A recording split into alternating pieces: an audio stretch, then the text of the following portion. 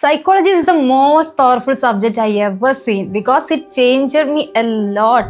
മനുഷ്യന്റെ ഏറ്റവും വലിയൊരു അൾട്ടിമേറ്റ് ഗോൾ എന്ന് പറയുന്നത് സമാധാനത്തോടു കൂടി ജീവിക്കുക എന്നുള്ളതായിരിക്കും. എന്നാൽ പല സമയത്തും നമ്മുടെ ലൈഫിൽ ഈ സമാധാനം എന്ന് പറയുന്നത് നമുക്ക് കിട്ടാറില്ല.